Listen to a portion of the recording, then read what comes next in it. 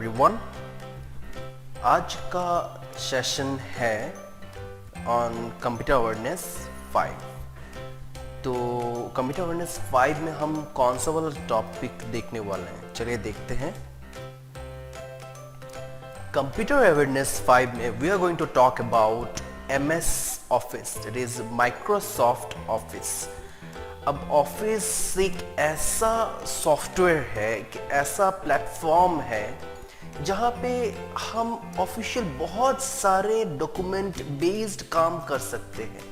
इसके अंदर के जो अलग अलग एप्लीकेशंस है वो हो गए जैसे MS वर्ड, जैसे Microsoft Word, Microsoft PowerPoint, Microsoft Excel, Access, ये सारा कुछ MS ऑफिस के अंदर आता है। तो चलिए देखते हैं इनके ऊपर छोटी छोटी चीजें, जैसे कि फॉर्मेट्स क्या है, कब निकले थे, ऐसे जो छोटे छोटे चीज है वो हम आगे देखते हैं MS ऑफिस का। Components of MS office. तो पहला देखेंगे वर्ड के ऊपर।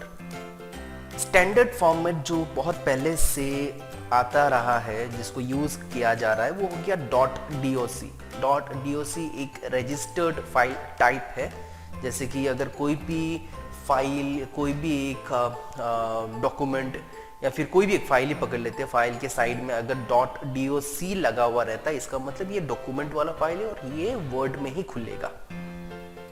ऑप्टिमाइज्ड फॉर्मेट में बाद में जब उसको वर्ड को अपग्रेड किया गया, उसको अच्छी तरह से और अलग अलग टूल्स लगा दिया गया, तो फिर रजिस्टर्ड फाइल जो है उसको थोड़ा और ऑप्टिमाइज्ड करके एक नया फॉर्मेट को जनरेट किया गया, ताकि डिफरेंशिएशन पता चले कि .doc पुराना वाला है, .docx नया वाला है। तो ऑप्टिमाइज्ड फॉर्मेट वर्ड का हो गया .docx। First version was release in the year 1983। ये पॉइंट्स अब याद रखिएगा, इसको नोट करके रखिएगा। अगला है एक्सेल। एक्सेल का स्टैंडर्ड फॉर्मेट है XLS। नाउ गैस ऑप्टिमाइज फॉर्मेट क्या होगा, जो नया अपग्रेडेड वर्जन है। ऑप्टिमाइज फॉर्मेट है .xlsx और इसका जो फर्स्ट वर्जन था वो निकाला गया था 1987 में। नेक्स्ट है आउटलुक। स्टैंडर्ड फॉर्मेट हो गया .xps, ऑप्टिमाइज फॉर्मेट हो गया .xpsx और ये नॉर्मली स्टार्ट हुआ था ऑफिस में 97 में। पावर पॉइंट स्टैंडर्ड फॉर्मेट हो गया .ppt, ऑप्टिमाइज फॉर्मेट है .pptx and it is used for mainly graphical presentation के लिए, जो मैंने आपको थोड़ी देर पहले बताया था। फाइनली एक्सेस, ये नॉर्मली डेटाबेस मैनेजमेंट सिस्टम को मेंटेन करने के लिए ऑर्गेनाइज्ड वे यूज किया गया, फिर यूज होता है। तो कंपोनेंट्स ऑफ ऑफिस के बाद नेक्स्ट है MS ऑफिस के फीचर्स। कौन से एप्लीकेशन के क्या क्या फीचर्स, ये बहुत इंपॉर्टेंट है, इसको आप अच्छी तरह से पढ़ के नोट जरूर बनाएंगे, इसमें से क्वेश्चन आने का बहुत ज्यादा चांसेस है। पहला चीज है कि एक ऑफिस में जब हम एक कार को चलाते हैं, तो कार को चलाने के लिए हमारे पास स्टीयरिंग है, मतलब आगे में एक डैशबोर्ड है। डैशबोर्ड में स्टीयरिंग है, उसमें बटन्स बहुत सारे हैं, AC वेसी के लिए, फैन के लिए अलग अलग बटन, म्यूजिक सिस्टम, ये सारा कुछ क्या डैशबोर्ड में है। तो पूरा गाड़ी का सेक्शन है वो उस डैशबोर्ड पे लगा गया है। जो भी हम गाड़ी के साथ करना चाहते हैं वो डैशबोर्ड के थ्रू ही कर सकते हैं। उसी तरह प्लेन हो, कोई भी चीज हो, उसका एक डैशबोर्ड होता है, उसी में सारा बटन होता है। सेम वे MS ऑफिस में हम जो भी काम करना चाहते हैं, चाहे वो वर्ड हो, पावरपॉइंट हो, वो सब काम करने के लिए वहां पे एक डैशबोर्ड होता है और डैशबोर्ड में सारा बटन होता है। वही सारा बटन को डिपेंड करता है क्या क्या चीज, बटन को किस चीज में यूज करें, उसके हिसाब से हम वहां से क्लिक करके काम को चला सकते हैं। That particular dashboard is called as ribbon, क्योंकि रिबन जैसा है। आपको अभी पता चल गया है मैं कौन सा पार्ट की बात कर रहा हूँ। ये पर्टिकुलर पार्ट जो आप देख रहे हैं, ये जैसे वर्ड का है। वर्ड में देखिए होम है, इंसर्ट है, पेज लेआउट, रेफरेंस, मेलिंग, एडिंग्स, ये सारा चीज जो आप देख रहे हैं ये डैशबोर्ड के बटन से, मेन बटन से, उसके अंदर छोटे छोटे बटन से, जिसको हम यूज करके नीचे जो व्हाइट पोर्शन होता है वहां पे हम अप्लाई कर सकते हैं। तो कोई भी एप्लीकेशन जो MS ऑफिस में है, उसमें ऊपर का जो सेक्शन है उसको रिबन बोला जाता है, जो हम नॉर्मली डैशबोर्ड बोलते हैं। That is in MS Office called as ribbon. simplifies access to application features by organizing command based on the task you want to perform. Ribbon के बाद देखते हैं अगला हमारा फीचर क्या है. Rich menus. रिच मेन्यूज कुछ इस तरह पेज में डिस्क्राइब किया गया. देखते हैं कौन सा पोर्शन को रिच मेन्यू बोला जाता है. यहाँ पे जो इमेज देख रही है एक टुकड़ा है, एक पार्ट है MS वर्ड का, पकड़ लेते हैं. वहां पे ऊपर का सेशन को तो रिबन बोला जाता है एज आई डिस्कस्ड बिफोर. नीचे का ब्लैंक स्पेस हो गया आपका, जहां पे आप टाइप करके उसको यूटिलाइज कर सकते हो. टूल्स का बटन प्रेस किया हुआ जिससे कि एक पैनल निकला है. अब रिच मेन्यू इस पैनल को बोला जाता है. मतलब पूरे रिबन में जो बटन्स दिख रहा है उन्हीं बटन्स को प्रेस करने से एक लंबा पैनल अगर निकलता है, कोई भी बटन का जो पैनल इस तरह अलग करके निकलता है, उस पैनल को रिच मेन्यू बोला जाता है. याद रखिएगा, rich menus describes the functions and the features in the menu so you can see what they are and find what you need. Rich menu के बाद नेक्स्ट हमारे यहाँ पे आ रहा है कॉन्टेक्चुअल मेन्यू. कॉन्टेक्चुअल मेन्यू पे जो अभी इमेज दिख रहा है, ये भी एक पर्टिकुलर पोर्शन है वर्ड का. पकड़ लेते हैं, ऑफिस का हर एक सेक्शन में रहता है, वर्ड का ले लेते हैं या फिर पावर पॉइंट ले लेते हैं. तो ये पोर्शन में देखिए ऊपर में जो file, view, tools, design, layout, format है, ये पोर्शन में जब आप कोई भी ऊपर के टैब्स में से कोई भी एक टैब को क्लिक करते हैं तो नीचे जो निकलता है, जैसे कि ये पोर्शन जो निकला, लेआउट को प्रेस करने से ये पोर्शन जो निकला, ये जो विजिबल पोर्शन है, इसको कॉन्टेक्चुअल मेन्यू बोला जाता है. अब जब कॉन्टेक्चुअल मेन्यू में कोई एक बटन को प्रेस करने से अगर पैनल निकलता है तो उसे रिच मेन्यू. तो पता चल गया कि पहला हो गया रिबन, फिर आपका जो ऊपर में टैब्स है वो टैब्स को क्लिक करने से जो दिखता है, जैसे ये पोर्शन जो अभी बताया आपको, ये पोर्शन जो दिखता है वो हो गया आपका कॉन्टेक्चुअल मेन्यू. और इस पोर्शन में अगर रहने वाले कोई भी टैब को आप क्लिक करने से पैनल निकल आता है, उस पैनल को बोलते हैं rich menu. Relevant contextual command tabs commands appears in the ribbon. Just click on the object and the relevant command appear in the ribbon itself. I hope आपको ये 3 सेक्शन अच्छी तरह से समझ में आया. अब आगे देखते हैं क्या क्या चीज है. गैलरीज. अब देखिए इस इमेज में आप गौर से देखिएगा, ऊपर का जो रिबन पोर्शन है वहां पे जब हेडिंग हम डिफाइन करते हैं या फिर अगर फॉन्ट डिफाइन करना चाहते हैं, तो जब हम उसको क्लिक करते हैं तो हर एक, जैसे कि हेडिंग यहाँ पे क्लिक किया हुआ है, हेडिंग में हर एक पोर्शन में आप देखिए अलग अलग डिजाइन दिखाया गया. मतलब हेडिंग 1 को क्लिक करेंगे तो इस तरह फॉन्ट आएगा, 2 को क्लिक करेंगे तो इस तरह दिखाई देगा, नॉर्मल को क्लिक करेंगे तो इस तरह दिखाई देगा, हेडिंग 3 को क्लिक करेंगे तो इस तरह दिखाई देगा, स्ट्रॉन्ग होगा तो इस तरह. तो जो भी हम क्लिक करेंगे वो क्लिक करने के बाद वो पर्टिकुलर लेटर या वर्ड किस तरह दिखेगा, ये ऑलरेडी उस बटन में डिजाइन किया गया है. वो जैसे आइकॉन जो है उस आइकॉन में ऑलरेडी डिजाइन किया गया है, तो हम क्लिक करने से पहले ही वह देख के बता सकते हैं कि हमें एक्चुअली चाहिए कौन सा वाला. सेम वे जो हमारा फॉन्ट का लेफ्ट साइड में सेक्शन है, उसको करने से हर एक फॉन्ट के लिए नाम के साथ उसका डिजाइन भी दिया हुआ रहता है. मतलब अगर मोनोटाइप कर्सिवा है, एरियल है, टाइम्स रोमन है, टाइम्स रोमन को क्लिक करेंगे तो वो किस तरह दिखेगा, वो टाइम्स रोमन के वर्ड को लिखने में ही वो डिजाइन करके लिखा गया है. तो those images are called as a gallery portion. मतलब गैलरी मतलब इमेजेस, और इमेजेस ऑलरेडी आइकॉन जैसा उस बटन में लगा हुआ है. So before we press that icon या फिर बटन, वी नो कि इसमें क्लिक करने से किस तरह हमारा जो वर्ड है दिखेगा. That is why this portion is called as galleries. Visual way of browsing functionality shows result of commands, not just commands. वो मतलब कमांड का रिजल्ट दिखा रहता है, किस तरह दिखेगा, सिर्फ कमांड ही नहीं जो हम प्रेस करने से वो अप्लाई होगा. एक्सेल के फीचर्स क्या क्या है. कंडीशनल फॉर्मेटिंग में आता है आपका data bars, 3 colour gradient, KPI icon. KPI हो गया की परफॉर्मेंस इंडिकेटर आइकॉन, जैसे कि कोई एक एक्टिविटी जो वहां पे हुआ है वर्ड में या सॉरी एक्सेल में जो एक्टिविटी हुआ, एक्टिविटी के ऊपर क्या जनरेट हुआ है, उसका परफॉर्मेंस लेवल किस तरह है, वो वहां पे दिखाया जा सकता है कंडीशनल फॉर्मेटिंग में.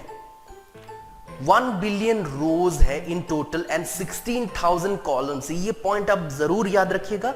एक्सेल में ऑल टोटल 1 बिलियन रोज है एंड 16,000 कॉलम्स है. स्ट्रक्चर्ड रेफरेंसिंग के लिए है, ऑफिस डेटा कनेक्टर भी है. तो यहां तक था आपका एक्सेल का फीचर्स. एक्सेल के फीचर्स के बाद नेक्स्ट हमारा आता है आउटलुक फीचर्स। देखिए क्या क्या है। Colour categories for tracking information, daily task, जैसे बताया था डायरी जैसे मेंटेन कर सकते हैं उसको, डेली क्या क्या उसको लिख सकते हैं। To do bar indicators with task, मतलब क्या इस दिन में क्या क्या चीजें हमारा टोटल करना है, हर एक पोर्शन का क्या क्या टास्क है उसको हम डिस्क्राइब कर सकते हैं। Scheduling, recommendation, calendar attachment, emailing calendar, information rights management, RSS rich site summary, feedback support, improved junk email filter, anti-phishing technologies, instant search with highlighted text and access to SharePoint service information। ये सारा कुछ का आप note बना के रखिएगा। Outlook के features में से इसमें से कोई भी दे सकता है, आप इसे बाय हार्ट करके रखिएगा। आउटलुक के फीचर्स के बाद हमारा नेक्स्ट है एक्सेल के फॉर्मूलाज, अदर यूजुअल फीचर्स। चलिए देखते हैं इसमें क्या क्या। Excel is a spreadsheet, a grid made from columns and rows. It is a software program that can make number manipulation easy and somewhat painless. जैसे बताया था कि Excel नॉर्मली किस चीज़ के लिए यूज़ किया जाता है, ताकि हम टेबुलेशन, कैलकुलेशन, ये सारा चीज़ का हम अगर कोई ऐप से इजी बना सकते हैं तो ये है Excel वाला एप्लीकेशन जिसमें हम उसको इजी बना सकते हैं। ये नॉर्मली एक बड़ा स्प्रेडशीट है जिसमें बहुत से ग्रिड्स होते हैं, कॉलम्स एंड रोज है, जैसे लास्ट फीचर्स में पता किया कि 1 बिलियन रोज है एंड 16,000 कॉलम्स है। ये कुछ इस तरह दिखता है। ये आपका एक्सेल का एक जस्ट इमेज है जिसमें दिखाया जा रहा है किस तरह एक्सेल एक्चुअली दिखते हैं। नॉर्मली जो रिबन है वो कॉमन है सबके लिए ऑलमोस्ट, और नीचे का पोर्शन जैसे वर्ड में ब्लैंक था, इसमें ग्रिड्स है और इसमें कॉलम्स और रोज दोनों हैं। किस तरह डिफाइन क्या किया गया है देखते हैं आगे। कॉलम क्या है? In a spreadsheet, a column is defined as the vertical space that is going up and down the window. Letters are used to designate each column's location. अब ये इमेज में जो डी पोर्शन है जो highlight किया है, ये एक कॉलम है तो ये कॉलम को डी कॉलम बोला जाएगा, या फिर उसके साइड में लेफ्ट में सी कॉलम है, राइट साइड में ई कॉलम है। उसी तरह जो रो क्या चीज है? रो हो गया in a spreadsheet, the row is defined as a horizontal space that is going across the window. Numbers are use to designate each rows. यहाँ पे नंबर्स को डेजिग्नेट किया जाता है। इस इमेज में जो अभी राइट नाउ हाईलाइट किया गया है that is number 4 which is the row section. तो रोज को नंबर से डिफाइन किया गया है और कॉलम्स को अल्फाबेट से डिफाइन किया गया है। तो कॉलम्स तो 16,000 है। अब ए से जेड 26 लेटर्स हो गए। उसके बाद कैसे डिफाइन होगा? उसके बाद डबल ए करके होता है, डबल ए, फिर आपका डबल बी, फिर डबल सी, डबल डी, इस तरह करके आगे जाया जाता है, फिर ट्रिपल ए, इस तरह आगे जाया जाता है। आई होप आपको क्लियर हो गया ये पोर्शन। अब देखते हैं next. What is a cell? A cell is a space where a row and column intersect. Each cell is assigned a name according to its column letter and row number. जैसे कि इस portion में जो highlight किया हुआ black colour box है वो column C में और रो 2 में है, तो ये तो पर्टिकुलर जो सेल है उसका नाम हो जाएगा C2। तो C2 is the cell name. Types of data. Types of data क्या क्या है? In each cell there may be the following data types. पहला हो गया लेवल, जहां पे टेक्स्ट होता है, नंबर्स नहीं होता है। नंबर डेटा तो नॉर्मली हम जैसे कि कोई एक स्प्रेडशीट अगर क्रिएट करते हैं, जैसे कि हम अगर दुकान में अगर कोई पर्सन कुछ चीज़ सेल कर रहे हैं तो हर एक प्रोडक्ट का नाम लिखेगा, उसके साइड में उसका ये लिखेगा, रेट लिखेगा, उसका पैसा कितना अमाउंट है वो अमाउंट लिखेगा। That is a constant value we are talking about number data. Formulas, mathematical equation use to calculate. अब जैसे कि वो पूरा बहुत सारे सामान खरीदा गया, उसका रेट है, नीचे उसका टोटल चाहिए, तो हम आइदर काउंट कर सकते हैं अपने माइंड में या फिर डायरेक्टली फॉर्मूला को भी यूज कर सकते हैं डायरेक्टली वहाँ पे रिजल्ट को शो कराने के लिए। तो it is very convenient. Excel is very much convenient for our day to day life calculations and tabulations. अब डेटा टाइप्स देखिए, लेवल है, कांस्टेंट है, फॉर्मूला है। एग्जांपल में दिया गया है लेवल के लिए नाम या फिर वेजेस या फिर डेज, मतलब कोई भी एक टेक्स्ट वाला चीज, नंबर वाला डेज नहीं, description anything that is text. Constant में क्या गया है? एग्जांपल जैसे कि आपको बताया था नंबर्स, जैसे कि पैसा अगर हुआ 5 रुपए या फिर परसेंटेज है 3.75 में, उसको हम फ्लोटिंग पॉइंट्स में भी दे सकते हैं, नेगेटिव एलिमेंट भी डाल सकते हैं। तो कोई भी नंबर होगा। फॉर्मूला जैसे कि ऐड करना चाहते हैं तो 5+3 हो गया, या फिर थोड़ा सा कम्प्लेक्स करना चाहते हैं मैथ इक्वेशन जैसे कि 8 × 5+3, उस तरह चीज़ों फॉर्मूला हम लोग वहाँ पे यूज़ कर सकते हैं। It is very much convenient. तो लेवल्स देखते हैं। पहला हमारे पास लेवल है। लेवल are the text entries. Normally ये सिर्फ टेक्स्ट को ही आइडेंटिफाई करता है। Labels help identify what we are talking about. Levels do not have a value associated with them, sometimes called as headers. Example से आपको पता लग जाएगा। जैसे कि ये पूरा एक एग्जाम्पल है। इसका जो ऊपर का पोर्शन है जहाँ पे लिखा हुआ है first name, last name, company name, address 1, city, state, ये सारा हेडर्स जैसा है, एक लेवल है। तो फर्स्ट नेम उस मतलब हेडिंग से ही पता चलता है कि यहाँ पे नाम का पहला नाम जो है वो यहाँ पे लिखना है। लास्ट नेम जैसे कि टाइटल हो गया उसको लिखना है। कंपनी नेम किस कंपनी में उसको लिखना है। तो हर एक हेडिंग के साथ उस कॉलम में क्या बिठाना है ये हमें पता लग जाता है। तो these are called as the लेवल पोर्शन या header portion. Constants. Constants are fixed numbers data. Constants may refer to rupees, dollar, percentage or number of items in case of number of hours worked within a certain pay period. मतलब जैसा आपको बताया था, कोई एक दुकान में जब बहुत सारे प्रोडक्ट्स खरीदे गए तो प्रोडक्ट्स क्या क्या है उसके साइड में उस हर एक प्रोडक्ट का क्या प्राइस है, या फिर क्वांटिटी जैसे कि कोई एक प्रोडक्ट ले गए वो 4-5 ले गए, क्वांटिटी कितना है 5 ले गए तो 5 लिखेंगे, या परसेंटेज में डिफाइन करना है, या एक पर्सन काम किया है कितने दिन या कितना घंटा काम किया है, ये सारा कुछ डिफाइन कॉन्स्टेंट्स करता है। फॉर एग्जाम्पल यहाँ पे देखते हैं, जैसे यहाँ पे कोई एक डिपार्टमेंट है, वर्किंग आवर्स के साथ एम्प्लॉयज़ को पैसा दिया जा रहा है। तो जैसे कि पे डेट 15 को काम किया, 29 को काम किया, ये सारा पे डेट हो गया। आवर्स ये पोर्शन आपका कांस्टेंट हो जाता है और पे रेट उसके हिसाब से कांस्टेंट है। मतलब हर एक डेट को कितना कितना पैसा देना चाहिए, कितने हिसाब से उसने काम किया है, उसके हिसाब से राइट साइड में उसका कितना पे रेट होता है वो एक साथ लिखे, नीचे उसका कैलकुलेशन है। तो आई बिलीव कि नंबर वाला सेक्शन को कांस्टेंट बोला जाता है। आपको समझ में आ गया है? आगे देखते हैं basic formulas and function. Excel का बेसिक फॉर्मूला और फंक्शन क्या क्या है, एकदम बेसिक वाला हम डिस्कस करेंगे अभी। Basic math functions. Math functions built into them of the most basic operation are the standard multiply, divide, add and subtract. तो सब कुछ फंक्शन जितना भी कैलकुलेटिव फंक्शन है उन सब फंक्शन में से ये एकदम बेसिक फंक्शनैलिटी है जो नॉर्मली सबको ही यूज करते हैं। मल्टीप्लाई हो, डिवाइड हो, एडिशन हो, सब्ट्रैक्शन हो, तो उनके फॉर्मुलेशंस किस तरह है देखते हैं। जैसे कि यहाँ पे एक एक्सेल का स्प्रेडशीट बनाया गया है। ABCDEF कॉलम से 1 2 3 4 5 आपके रोज हैं। A1 पे 5 रखा गया, B1 पे 5 रखा गया, C में ऑपरेशन है, क्या ऑपरेशन होगा, फिर सिंबल है, रेफरेंस डेटा है, आंसर है। अगर मैं A1 और B1 को मल्टीप्लाई करना चाहता हूं तो सिंबल एस्ट्रिक दूंगा और उसका जो सिंटेक्स होगा वो हो गया इक्वल A1 जैसे कि वो 5 हो गया, एस्ट्रिक B1 दूसरा 5 हो गया, और आंसर में उसी जगह पे जहां पे इक्वल्स A1 एस्ट्रिक B1 दिया गया उसी में 25 खुद ब खुद ही आ जाएगा। तो ये जो इक्वल A1 क्रॉस B1 है ये एक शॉर्ट सिंटेक्स है जो सेल में डायरेक्टली हम लिख सकते हैं। इसको हम फॉर्मूला बार में भी डिस्क्राइब करके लिख सकते हैं। उसका सिंटेक्स थोड़ा सा अलग है, आगे में पढ़ेंगे।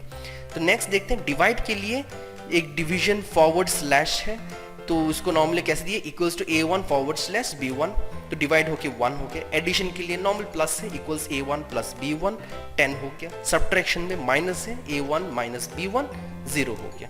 तो ये है बेसिक फंक्शनैलिटी एक्सेल का। आगे देखते हैं सम function. Probably the most popular function in any spreadsheet is the sum function. The sum function takes all the values in each of the specified cells and totals their value. अब इसका जो मतलब कोई भी अगर नंबर्स वहां पे रखा गया ऐड करना चाहता हूं तो हर नंबर को इंडिविजुअली लेके उसको एड अप करके उसका रिजल्टेंट दे सकता है। ब्लैंक सेल जो नॉर्मली जैसे कि A1 वहां पे देखे, B1 देखे थे तो दोनों में 5 था। अगर मैं C1 लिखता, C1 पे सोचिए कि कुछ भी नहीं है, ब्लैंक है, तो ब्लैंक को 0 पकड़ेगा, उसको कंसीडर ही नहीं करेगा। जिसमें एक फाइनाइट वैल्यू है वो फाइनाइट वैल्यू वाला सेल को ही वो ऐड कराएगा। जो सेल आपका ब्लैंक है या टेक्स्ट है या ऐसा कुछ है तो उसको 0 करके लेता है, उसको कंसीडर ही नहीं करेगा। Text cell cannot be added to number and will produce an error. जो ब्लैंक सेल अगर हुआ तो उसको उसका वैल्यू डिफाइन करेगा। अगर टेक्स्ट वाला अगर आपका सेल होता है तो फिर उसको वो कंसिडर ही नहीं करेगा, डायरेक्टली एरर करके फ्लैश आउट करके दे देगा। इसका सिंटेक्स जो है वो हो गया equals to sum first value comma second value etcetera. तो ये है आपका जो डिफॉल्ट सिंटेक्स है वो वाला। तो यहाँ पे एक्स्ट्रा मतलब हम वैल्यूज बहुत सारे एक साथ दे सकते हैं। सोचिए कि ये हमारे पास 5 सेल है। पहला सेल जैसे कि A1 हो गया, A1 में 20 लिखा हुआ है, फिर A2 में सोचिए 30, A3 में 40, A4 में सोचिए 42, ऐसे 5-6 है। अगर मैं सबको ऐड अप करना चाहता हूँ तो जैसे कि A1, A2, A3, A4, A5 दे दिया। ये जैसे कि पांचों मुझे ऐड अप करना है, ऐसे यहाँ पे लिख दूंगा तो सारा सम जो है रिजल्ट निकल जाएगा। यहाँ तक तो हम कर सकते हैं।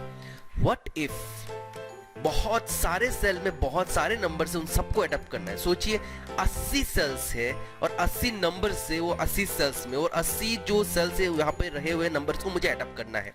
अब इन सबको अगर मैं ऐड करना चाहता हूँ वो कैसे होगा? यहाँ पे बार बार मैं कॉमा दे दे के लिखते बहुत टाइम चला जाएगा। तो इससे अच्छा इसका कुछ एक इजी तौर हो जाए, नहीं तो मैं वर्बली या हम वर्बली इसको कर सकते हैं। तो इसका भी एक तौर है, एक इजी सिंटेक्स है जिससे कि बहुत सारे सेल्स में बहुत सारे नंबर्स को एक साथ ऐड अप करके रिजल्ट को निकाला जा सकता है। तो चलिए अगले स्लाइड में देखते हैं वो पर्टिकुलर सिंटेक्स क्या है। एग्जाम्पल के तौर पे ये एक इमेज दिया गया है जिसमें B3, B4 और B5 में 3 वैल्यू है, 25, 50 एंड 75, और मैं तीनों को ऐड करना चाहता हूँ। नॉर्मली मैं अगर चाहूँ तो ये वाला सिंटेक्स यूज कर सकता हूँ, equals to sum B3, B4, B5। इससे क्या हो जाएगा? ऐड अप हो जाएगा तीनों नंबर्स। लेकिन अगर मैं इसको इस तरह ना लिख के इजी वे अगर करना चाहूँ, there is one more syntax, और वो सिंटेक्स है equals to sum B3 colon B5। B3 हो गया स्टार्टिंग सेल जहां से नंबर शुरू हुआ है, B5 होगा एंडिंग सेल जहां तक नंबर्स को ऐड अप करना है। अगर मैं कॉलन दे देता हूं तो वो दो रेंज के बीच में जितने भी सेल्स है सबको ऐड कर सकता है। तो यही है शॉर्टकट वाला सिंटेक्स जिससे कि बहुत सारे सेल्स में रहे हुए नंबर्स को हम ऐड अप इजीली कर सकते हैं। और ये हो गया equals to sum B3 colon B5। Next है एवरेज। तो ऑलमोस्ट देखा जाए तो हर एक फंक्शनैलिटी का सिंटेक्स ऑलमोस्ट सेम है। जिस तरह एडिशन का है उस तरह सब्ट्रैक्शन का है, उस तरह आपका डिवाइड का है, उस तरह आपका मल्टीप्लिकेशन का है, बस सिंबल्स अलग अलग हो जाएंगे। उसमें अगर आपका जैसे कि एडिशन प्लस किया गया तो उसमें एस्ट्रिक उस तरह अलग अलग किया जाता है। इसी तरह एवरेज फंक्शन का सिंटेक्स भी कुछ सिमिलर ही है। एवरेज हो गया नॉर्मली जैसे कि जितने नंबर्स दिया गया है उन सबको ऐड करके जितना नंबर हुआ उसी क्वांटिटी वाले नंबर के साथ डिवाइड कर देना है। The average function finds the average of the specified data, simplifies adding all of the indicated cells together and dividing by the total number of cells that has been calculated। जैसे कि यहाँ पे 25 है, 50 है, 75 है। तो यहाँ पे जैसे कि 25 प्लस 50 प्लस 75 डिवाइडेड बाय कितने क्वांटिटी ऑफ नंबर से 3 है, तो डिवाइडेड बाय 3 हो जाएगा। जो वैल्यू वो आपका यहाँ पे लिखा जाता है। इसका सिंटेक्स बहुत ही सिंपल है, इक्वल्स एवरेज सेल 1 कॉलन या starting cell colon ending cell. तो यहाँ पे डायरेक्टली एवरेज वर्ड को लिखने ही वो कंप्यूटर को पता लग जाता है कि इसका जितना स्टार्टिंग सेल से एंडिंग सेल तक कैलकुलेट करके फिर divided by number of cells के काउंट के हिसाब से उसका आंसर निकाल के दे देना है। तो this is about the average function. Average के बाद नेक्स्ट जो फंक्शन वो हो गया मैक्सिमम मिनिमम फंक्शन। जैसे कि आउट ऑफ इनन्यूमरस नंबर हम सबसे मैक्सिमम वाला नंबर को निकालना चाहते हैं कि मैक्सिमम वाला जैसे कि 80 नंबर्स में से वाला नंबर कौन सा है या मिनिमम वाला नंबर कौन सा है, उसका भी सिंटेक्स कुछ सेम ही है। The maximum function will return the largest maximum value in the selected range of cells. The minimum function will display the smallest value in the selected set of cells. जैसे कि ये पूरा एक sheet हो गया, इसमें लेफ्ट साइड में maximum function का क्या हुआ है और राइट साइड में मिनिमम फंक्शन। तो जैसे वैल्यू 1, 2 और 3 है, 25, 50, 75, हमें पता चल रहा है 75 है। लेकिन इसका सिंटेक्स क्या है? इसका सिंटेक्स हो गया कि हम इक्वल्स टू मैक्स लिख के ब्रैकेट के अंदर starting cell colon ending cell, just like the average वाला, just like sum, just like average. इसका भी सेम टू सेम सिंटेक्स है, जस्ट इक्वल्स एवरेज के जगह पे इक्वल्स मैक्स ब्रैकेट के अंदर सेल 1 कॉलन सेल 2 या फिर starting cell colon ending cell, वो डायरेक्टली जो मैक्सिमम वैल्यू है वो नीचे लिख देगा। उसी तरह मिनिमम का भी सेम है, equals to min MIN min bracket के अंदर सेल 1 कॉलन सेल 2 या फिर starting cell colon ending cell, वो डायरेक्टली मिनिमम वाला वैल्यू को डिफाइन करके रख देगा। तो यहाँ तक था हमारा अलग टाइप के फंक्शनैलिटी जिसके सिंटैक्स आपके साथ डिस्कस किया। अब आगे देखते क्या है। अगला है काउंट फंक्शन। अब काउंट फंक्शन, काउंट टर्म में पता चलता है कि हमें काउंट करना है, लेकिन क्या काउंट करना है देखते हैं। The count function will return the number of entries, actually counts each cell that contains number data only in the selected range of cells।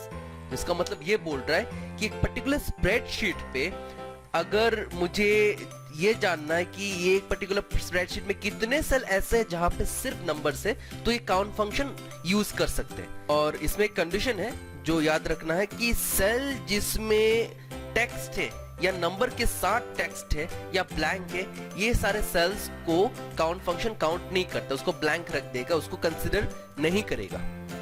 तो एक इमेज है यहाँ पे देखिए कि पहला तो यूजिंग द सम फंक्शन लिखा हुआ A1 और E13 जहां पे 25 लिखा हुआ यहां तक खत्म, मतलब A1 से शुरू हुआ है E13 तक। अगर मैं A1 से E13 तक जितने भी सेल है सब सेल को कंसिडर करके मैं ये देखना चाहूं कि इनमें से कितने सेल हैं जिसमें सिर्फ नंबर है, तो मुझे काउंट फंक्शन यूज करना है। तो उसमें होगा इक्वल्स काउंट, यहां आप देखिए fx में लिखा हुआ है इक्वल्स काउंट ब्रैकेट के अंदर A1 मतलब स्टार्टिंग सेल कॉलन E13 जैसे कि एंडिंग सेल। तो A1 से E13 तक जितने भी सेल है सारा सेल को एक साथ वो रीड कर लेगा और उन्हीं सेल को डिफाइन करेगा जिसमें सिर्फ नंबर है। जैसे कि यहाँ पे ये सारे सेल्स में सिर्फ नंबर है, बाकी सब में आपका स्ट्रिंग है या नंबर के साथ स्ट्रिंग है या फिर ब्लैंक है। जैसे कि यहाँ पे लिखा हुआ है 25, 50, 75, 150, अगर ये सब यहाँ पे 25, 50, 75, 50, तो इस तरह जितने भी है यहाँ पे बॉक्सेस, ये सबको अगर मैं काउंट करूँ तो 16 आपका ऐसा सेल है जहां पे सिर्फ नंबर है। तो नीचे में देखिए A15 के साइड में लिखा हुआ है count of area shaded blue, हो गया आपका 16, मतलब 16 ऐसा सेल है जिसमें सिर्फ नंबर है। तो यहां में पता चल गया है कि काउंट अगर फंक्शन यूज करना है तो उसका सिंटैक्स हो गया equals count starting cell colon ending cell. तो यहाँ तक हमें ये तो श्योर हो गए कि हम लोग ये श्योर हो गए कि जितना भी सिंटैक्स है ऑलमोस्ट सारा सिंटैक्स सेम ही है, कॉलन यूज ही किया जाता है। बस डिफरेंस ये है कि हर एक सिंटैक्स में जो काम करना है वो उस पर्टिकुलर टर्म का वहां पे नाम इंक्लूड करना। जैसे कि एवरेज के लिए equals to average starting cell colon ending cell, sum के लिए equals sum starting cell colon ending cell, count के लिए equals count starting cell colon ending cell. This is very easy for you to remember. तो इस type के syntax को आप अच्छी तरह से याद रखिएगा ताकि आप कोई भी एमसीक्यूज इसके रिलेटेड करो तो फट से आप उसको कर पाओ। ये अगला है कॉनकैटिनेट फंक्शन। कॉनकैटिनेट ये टर्म, इसका मतलब क्या है? कॉनकैटिनेट मतलब जोड़ना।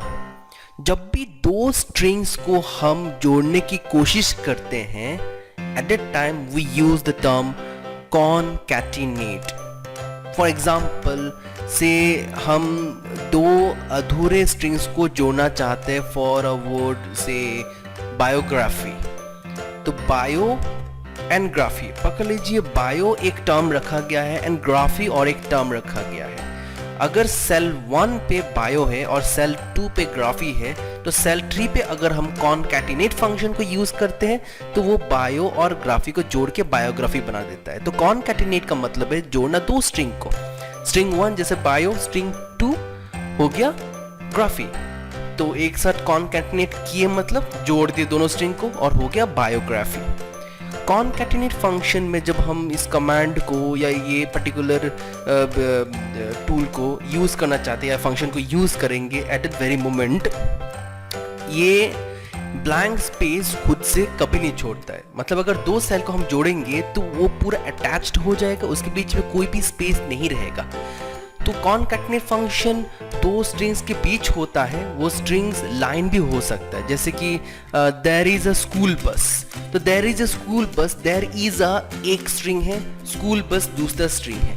अब अगर मैं इन दोनों को जोड़ने की कोशिश करूँ यूजिंग द कॉनकैटिनेट फंक्शन तो हो जाएगा देयर इज अ स्कूल बस। लेकिन आ के बाद स्कूल बस आता है, आ के बाद स्कूल बस जोड़ता है तो आ के बाद स्पेस मुझे चाहिए। अगर मुझे आ के बाद स्पेस चाहिए तो कॉनकैटिनेट फंक्शन में ही मुझे वो स्पेस खुद ही रखना पड़ेगा, वो अपने आप स्पेस नहीं देता है। चलिए आगे देखते हैं कि यहाँ पे थियोरेटिकल पार्ट में क्या लिखा हुआ है। Concatenate function joins several strings into one text string.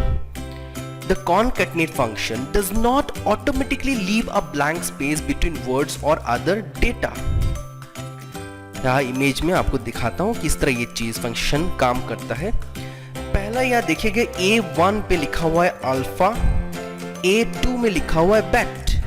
अगर मैं कॉनकैटिनेट को यूज करके इन दोनों को जोड़ने की कोशिश करूं तो हमारा जो सिंटेक्स होगा वो ये है कॉनकैटिनेट A1, A2। ये लिखते ही जिस सेल में इसको लिखेंगे उस सेल में जो रिजल्ट दिखाएगा वो होगा अल्फाबेट। इसका मतलब A1 में अल्फा है, A2 में बेट है, और जिसमें ये हम सिंटेक्स लिखे जिस सेल में उसमें इन दोनों को जोड़ के आपका अल्फाबेट लिख दिया जाता है। सो कॉनकैटिनेट से क्या होता है, स्ट्रिंग्स जुड़ता है। सेम वे हम कॉनकैटिनेट फंक्शन को यूज करके दो लाइंस को भी जोड़ सकते हैं, considering each line as one string. Second syntax जो दिया हुआ है वहां पे है कॉनकैटिनेट टैक ऑन द, उसके बाद देखिए एक छोटा सा स्पेस है, ओनली वन स्पेस, उसके बाद कोटेशन खत्म, देन कोटेशन के बाद नेट। तो उस चीज में कॉनकैटिनेट क्या करेगा, टैक ऑन द नेट, द के बाद स्पेस जिस तरह हम डिफाइन किए वो स्पेस लेके वहां पे नेट लिखा जाएगा। उसी तरह थर्ड सिंटेक्स में देखिए कॉनकैटिनेट A1 में जो स्ट्रिंग है, इसीलिए मैंने A1 लिखा हुआ है, कॉमा देख के सोचिए कोई और सेल में कोई स्ट्रिंग नहीं है तो स्ट्रिंग को डायरेक्टली यहाँ पे लिख दिए बैट सूप। इससे क्या हुआ कि जो रिजल्ट देगा वो हो गया A1 वाला स्ट्रिंग को बैट के साथ जोड़ के सूप लिखा जाएगा, तो अल्फाबेट सूप। A1 पे अल्फा था तो बैट सूप साइड में, तो अल्फाबेट सूप। तो कॉनकैटिनेट फंक्शन बहुत तरीके के सिंटेक्स के साथ हम उसको यूज कर सकते हैं। हम डायरेक्टली वहां पे सेल नेम लिख के भी डिफाइन कर सकते हैं इन दैट वे कि वो सेल में वो पर्टिकुलर स्ट्रिंग है, या फिर अगर कोई भी सेल में स्ट्रिंग्स नहीं है तो हम डायरेक्टली क्या करेंगे, वो स्ट्रिंग्स को कॉनकैटिनेट सिंटेक्स में लिख के भी उसको डिफाइन कर सकते हैं। इसका एक शॉर्ट सिंटेक्स भी है, वो हो गया आपका इक्वल्स A1 एंड A2। जिस तरह एडिशन के लिए equals to cell 1 plus cell 2 होता है, या फिर जैसे कि हम डायरेक्टली नंबर्स जिस सेल में उसके हिसाब से उसको डिफाइन कर सकते हैं, उसी तरह सब्ट्रैक्शन हो, मल्टीप्लिकेशन हो, डिवाइड हो, सब में एक एक सिंबल देके सेल में ही वो छोटा सिंटेक्स लिख सकते हैं। In that way concatenate function के लिए हम एंड को यूज करते हैं। तो सिंटेक्स हो गया इक्वल्स सेल 1, यहाँ पे जैसे कि अल्फाबेट A1 में था, एंड हो गया कॉनकैटिनेट का वो फंक्शनैलिटी डिफाइन करता है, A2 हो गया दूसरा सेल जहाँ पे बैट था, तो इक्वल्स A1 एंड A2। तो ये था आपका सिंटेक्स जो हम डायरेक्टली सेल पे लिख सकते हैं। This is all about the concatenate function. यहाँ तक था हमारा MS ऑफिस के बारे में सारा जानकारी जो मैंने आपको अभी बताया है।